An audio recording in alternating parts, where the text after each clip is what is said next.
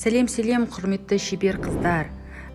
Бүгін сіздермен осындай әдемі кестенің, әдемі вышивкаге пайдаланатын бисерлер мен рубкалардың түрлерімен танысатын боламыз. Және де сол бисер мен рубкалардың разницаларын, айырмашылықтарын білетін боламыз. Ал шебер қыздар, сіздің кестеңіздің, вышивкаңыздың сапалы болып тұруы сіздің пайдаланған фурнитурыңызға байланысты болады. Міне алдарыңызда мынау мен алғашқы тіккен орамалға арналған вышивкам. Бұл жерде мен сапасыз рубка пайдаланғанмын. Міне бірнеше пайдаланғаннан кейін осылай түрін жоғалтып кетті. Сол себепті сіздерге нақты фишкаларды айтатын боламын. Егер де сіздің кестеңіздің сапалы және бағалы болғанын қалайтын болсаңыз, құрметті шеберлер, фурнитурадан ешқашанда экономдамаңыз. Мен көбінесе осындай жапондық Matsuno рубкасын пайдаланамын. Олар тіккен кезде размерлері бірдей болады және біркелкі вышивкадағы әртүрлі детальдарым, қошқар мүйіз деген сияқтылардың барлығы әдемі болып жатады. Міне осындай пакетте келеді, 100 грамм болып келеді. Және де чехиялық рубкалар Preciosa'ны пайдаланамын. Олардың да размерлері біркелкі және әдемі болып, бояулары ешқандай жуғанға да төзімді болып келеді.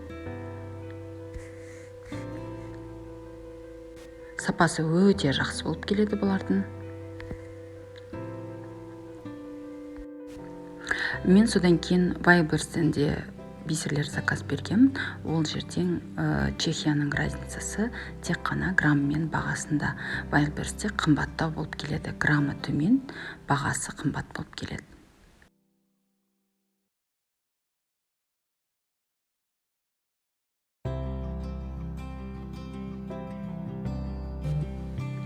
Бұл да жапондық рубка. Сапасы өте жақсы, түсі қызғылт, ашық қызғылт, кішкене 100 грамм болып келеді пакетінде. Matsuno деп аталады. Өте төзімді, жуғанда және әртүрлі пайдаланған кезінде. Енді сіздерге екі рубканың айырмашылығын айтып түсіндіріп кетейін. Біреуі Қытайдан шыққан, біреуі жапондық Matsuno. Екеуінің айырмашылығы бағасында және сапасында. Қытайдан шыққан рубканың жуылған кезде бояуы ағып кетеді және размерлері әртүрлі болады. Жапондық Matsuno размерлері бірдей, жуғанда ішіндегі сары золотистый жаңағы түсі өнбейді. Сол күйінде көп сақталады. Прям көп сақталады. Сол себепті егер тіккен кәжекей болсын, бешбет болсын, сапалы болғанын қалайтын болсаңыз, онда сізге Matsuno'ны алуға кеңес беремін. Ал мына болса хрусталиктер деп аталады. Бұлардың размерлері өте үлкен. Қолымда 4-тік және 8 миллиметрлік хрусталиктер. Бұлардың түстері, бұлардың сапалары барлығы жақсы болады. Кез келген сатылымдағы хрусталиктер жақсы болады. Бұлар жемчугтар, жемчугке ұқсағаннан кейін жемчуг деп айтамыз, бірақ жемчуг емес, бұлар бусиналар. Бұлардың да сапасы чешский ауыр келеді, шөлмек сияқты болып келеді. Бұның шөлмек сияқты болғаны, бұны сапаны жақсы қылады. Ал пластмасс түрлері сапаны тіккен вышивкаңыздың сапасын, түрін дешевый қылады, арзан қылады. Сол себепті жақсысын таңдағаның үшін. Сіздің вышивкаңыз жақсы болып шығу үшін жақсы фурнитураны, қымбат фурнитураны пайдаланған жөн. Бұл бізде бисер бізде рубкаға қарағанда нежнойлау, домалақтау болып келеді. Қараңыздар. Сіздің вышивкаңыз әдемі болу үшін әдемі фурнитура пайдаланған жөн.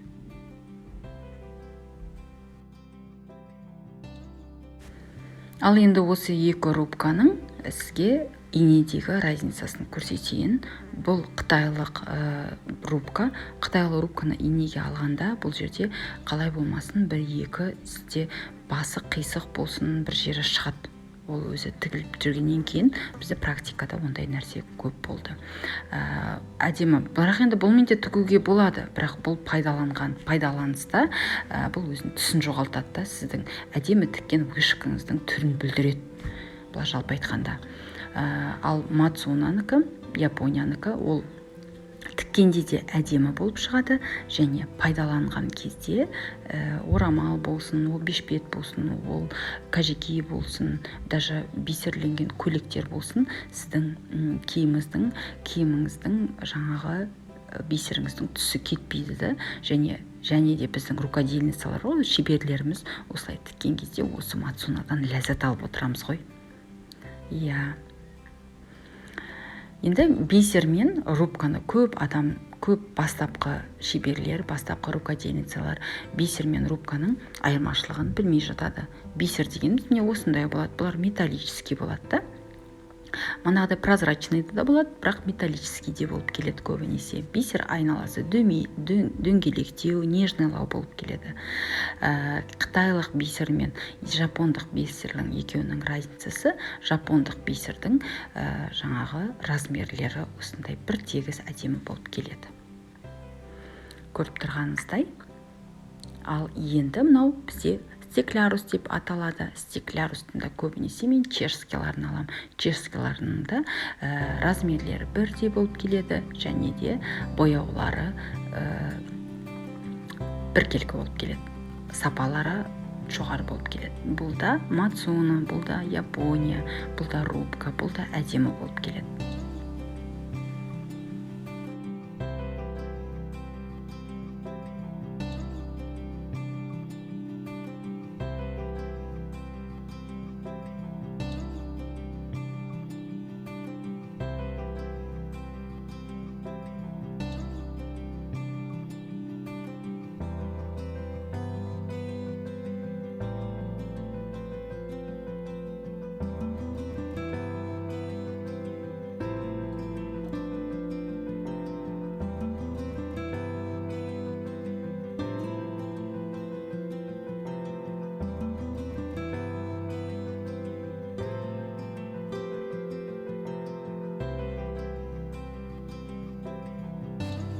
Мынау менде бисер. Рубка мен екеуінің айырмашылығы міне осындай болып келеді. Мынау болса стеклярус деп аталады. Стеклярустың размері ол бірдей болады. Стеклярустың размері бірдей болады, тек қана түсінде разница болады. Ал хрусталик ол бізде осындай дөңгелек болады. Бұлардың размері мана бастапқыдағыдай әртүрлі. 2-ден басталады, 2, 4, 6, 8, 10 размерге дейін хрусталиктер бөліне береді.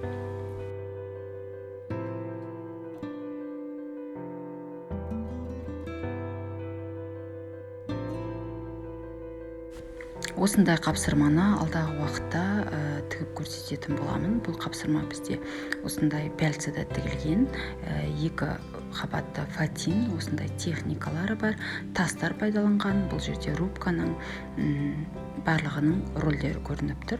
Ал бізде бұнау матаға тігілген, бешпетке тігіліп жатқан оюлар. Бұл жерде қошқар мүйіз деп жатқанымыз манаға айтылып жатқан рубканың пайдасы мына жерде бір тегіс болғанда осылай болып шығады.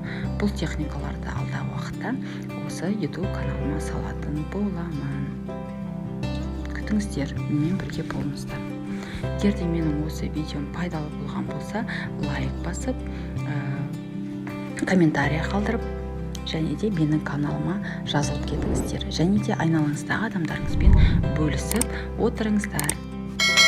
Сіздермен болған мен Құралай, тігін шебері, 15 жылдық стажы бар, және